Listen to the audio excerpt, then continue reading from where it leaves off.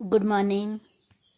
तो बच्चों, पहले हमने पढ़ा था विधिवत शिक्षण की आवश्यकता।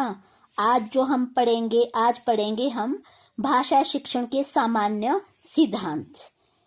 सबसे पहले ब्रीफ में थोड़ा सा समझते हैं, फिर पॉइंट पॉइंट करके मैं आपको समझाऊंगी। सबसे पहले, बालक परिवार में रहकर अनुकरण द्वारा भाषा सीखता है। जब बच्चा घर में पैदा होता है, जैसे वो बड़ा होने लगता है, तो घर के परिवेश में वह उनके अनुकरण द्वारा वह भाषा सीखता है। परंतु विद्यालय में उसे केवल अनुकरण की प्रक्रिया द्वारा भाषा का समुचित ज्ञान नहीं दिया जाता है कि जो विद्यालय में जब जाता है वो तो उसके माध्यम से नहीं, जो वो उसके घर में जो सीखी गई भाषा थी उसके आधार पर उसे ज्ञान नहीं दिया जाता है। विद्यालय में भाषा शिक्षक को भाषा के शिक्षण अधिगम हेतु कुछ विशेष प्रयास करने पड़ते हैं तथा कुछ विशेष बातों पर भी ध्यान देना पड़ता है। यहाँ पे भाषा सीखने व सिखाने के लिए कुछ विशेष नियमों को आवश्यक माना है, जिन्हें भाषा शिक्षण के सामान्य सिद्धांत कहा जाता है। भाषा शिक्षण के सामान्य सिद्धांत निम्नलिखित है। अब मैं आपको पॉइंट पॉइंट करके आपको समझाती हूँ। पहला है स्वाभाविकता का सिद्धांत। इस सिद्धांत के अनुसार भाषा का शिक्षण स्वाभाविक रूप से होना चाहिए। बालक में सीखने की प्रवृत्ति पहले से ही होती है।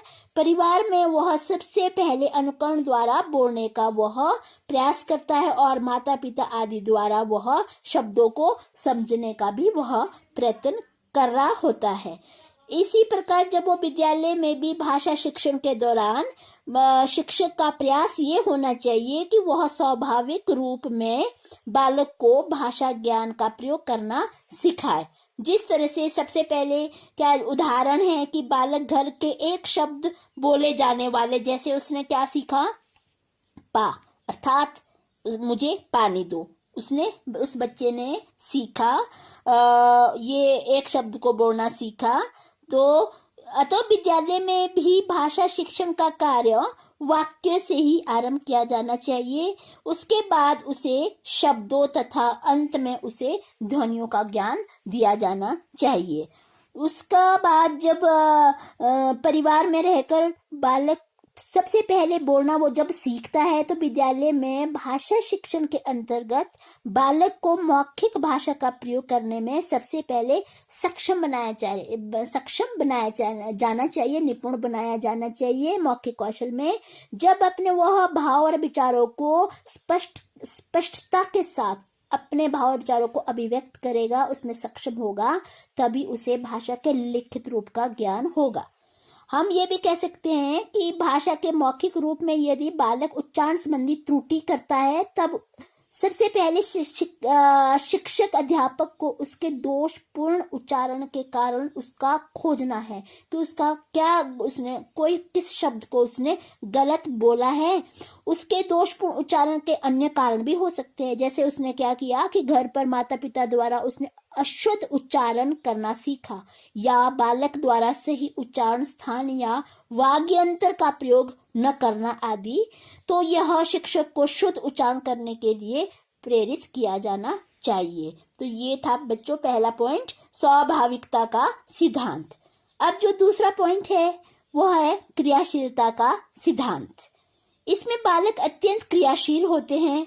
वे निष्क्रिय बनकर मूक दर्शक बनकर क्लास में नहीं बैठे रहते, बल्कि वह भाषा शिक्षण के दौरान जब उसे पढ़ाते हैं अध्यापक, तो उस दौरान शिक्षक को यह ध्यान रखना चाहिए कि बालक अधिक से अधिक सक्रिय हो, बहुत ध्यान से सुने।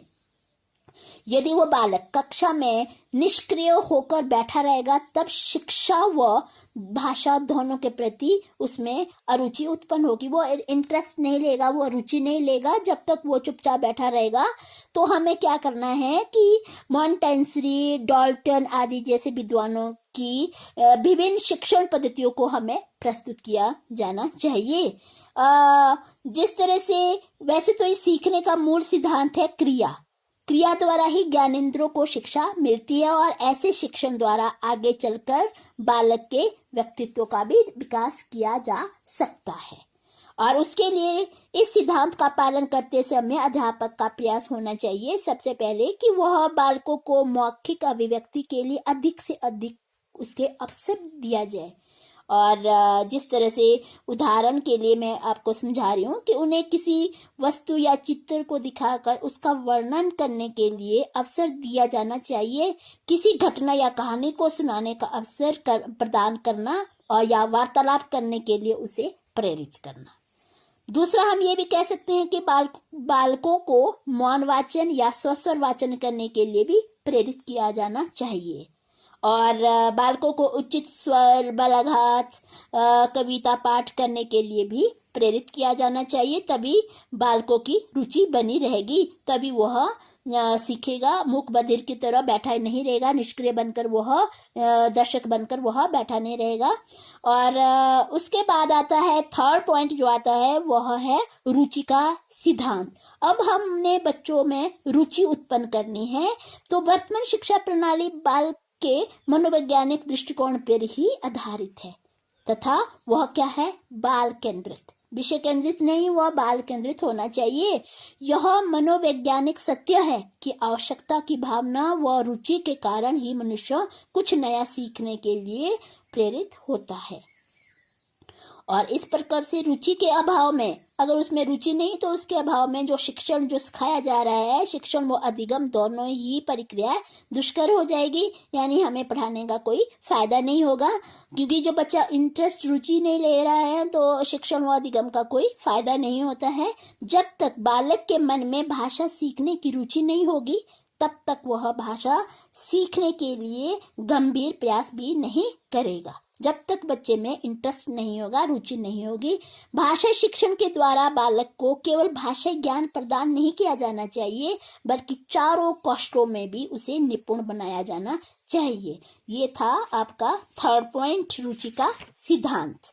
और यानी इस रुचि के सिद्धांत में ये भी बोल सकते हैं कि भाषा शिक्षण के समय रुचि के सिद्धांत को ध्यान में निम्नलिखित गतिविधियों पर भी ध्यान दिया जाना चाहिए ताकि बच्चा इसमें इंटरेस्ट बना रहे। तो उसके लिए क्या किया जाना चाहिए अध्यापक को कि भाषा शिक्षण में श्रव्य दृश्य साधनों यानी ऑडियो विजुअल एड्स का प्रयोग किया जाना चाहिए। इनके प्रयोग से बालकों में उत्सुकता उत्पन्न होती है और वे पाठ के विषय के बारे में जानने के लिए भी उत्प्रेरित होते हैं, अगर हम इस तरह से एड्स टीचिंग एड्स लेके क्लास में आएंगे। और दूसरा, हम ये भी कह सकते हैं कि बालकों द्वारा अर्जित पूर्व ज्ञान और को आधार बनाकर उन्हें नया ज्ञान प्रदान भी किया जाना चाहिए। और भाषा शिक्षण को सफल बनाने के लिए शिक्षक को उन शिक्षण विधियों का प्रयोग किया जाना चाहिए जो मनोवैज्ञानिक आवश्यकताओं को पूरा करे।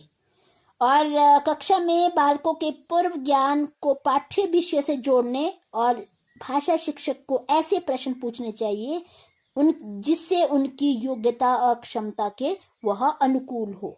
जिस तरह का वो विद्यार्थी है वैसे ही क्वेश्चन, वैसे ही प्रश्न उनसे सीखने चाहिए। और बालकों के साथ प्रेम पूर्वक और सहानुभूति पूर्वक व्यवहार किया जाना चाहिए। एक अध्यापक का कर्तव्य बनता है कि वो बच्चों के साथ प्रेम पूर्वक और सहानुभूति पूर्वक व्यवहार किया जाना चाहिए, तभी बच्चा इंटरेस्ट लेगा। अब आता है फोर्थ पॉइंट जो आपका है, वो आता है चयन का सिद्धांत। यहाँ पे भाषा शिक्षण हेतु पाठ्यक्रम में अनेक साहित्यिक विधाओं की रचनाओं को सम्मिलित किया गया है। जैसे कौन सी वो रचना है, जैसे है कविता है, कहानी है, निबंध है, आत्मकथा है, या जीवनी का अंश है, या यात्रा वृत्तांत आदि। ये सारी जितनी भी विधाएं हैं साहित्य की, सभी साहित्यिक रचना को अपने विशिष्ट भाषा शैली, इनकी सबकी अपनी एक विशिष्ट भाषा शैली होती है और वह किसी पाठ्य विषय में अपेक्षाकृत सरल सहज भाषा का प्रयोग किया जाना चाहिए। ऐसी स्थिति में शिक्षक को ये ध्यान रखना होगा कि वह जटिल पाठ्य विषय के लिए अलग शिक्षण विधि का चयन करे और जो सरल सहज और पाठ्य विषय के लिए अलग शिक्षण विधि का चयन किया जाना चाहिए। और उदाहरणों, दृष्टांतों आदि की सहायता से भी वह स्पष्ट कर सकता है, उदाहरण देकर भी वह स्पष्ट कर सकता है। ऐसा चयन करने में से बालकों के मन में अधिक जटिल पाठ्य विषयों के प्रति भी रुचि उत्पन्न की जा सकती है। उसके बाद आता है अभ्यास का सिद्धांत। भाषा अपने आप में कला है, फिर भले ही उसमें वैज्ञानिकता के गुण क्यों न हो, विज्ञान जहाँ समझने की वस्तु है वहीं कला का संबंध अभ्यास से होता है, क्योंकि जो कुछ भी हम सीखते हैं वो एक कला है, तो वो जो कला होती है उसका संबंध अभ्यास से होता है। सतत अभ्यास से किसी भी कक्षा में कुशलता प्राप्त की जा सकती है और भाषा ही एक कला है, क्योंकि हम जो भाषा सीखते हैं, कुछ भी सीखते हैं, तो वो भी एक कला है। इसीलिए भाषा शिक्षण को सफल व प्रभावशाली बनाने के लिए उसमें अभ्यास का होना बहुत जरूरी या बहुत अत्यंत आवश्यक है। जिससे कहा भी गया है, करत करत अभ्यास के जड़मती होत सुजान, रसरे आवत जात ते मिल पे सिल पे परत निशान। यानी अर्थात निरंतर अभ्यास के द्वारा जड़मती यानी मूर्ख व्यक्ति भी सुजान यानी बुद्धिमान बन सकता है। तो उसके लिए निम्नलिखित बातें ध्यान में रखनी चाहिए कि बालकों ने जिन नए शब्दों व अर्थों का ज्ञान प्राप्त किया है, उन शब्दों को वे अपने दैनिक जीवन में भी प्रयोग करने के लिए का प्रयास करें। जो भी उसने शब्द, नए नए शब्द को सीखे हैं, वो डेली दिनचर्या के में भी अपने उस शब्दों को यूज करे। और प्राथमिक और माध्यमिक स्तर के विद्यार्थियों को शुद्ध लेखन, शुद्ध समझकर लिखना का अभ्यास किया जाना चाहिए। यह अभ्यास ध्वनि स्तर, शब्द स्तर, वाक्य स्तर, अनुच्छेद स्तर पर यह होना चाहिए। और उसके बाद विद्यार्थियों को कविता, पाठ के अंश आदि का स्वस्वर व मौन वाचन का पर्याप्त अभ्यास भी करवाया जाना चाहिए। तो ये आपके जो मैंने अभी सिखाए हैं 5 पॉइंट। अब आगे करते हैं, उसके नेक्स्ट को करेंगे, दूसरे इससे आगे जो भी हमारे बचे हैं पॉइंट्स उसको करेंगे। Thank you.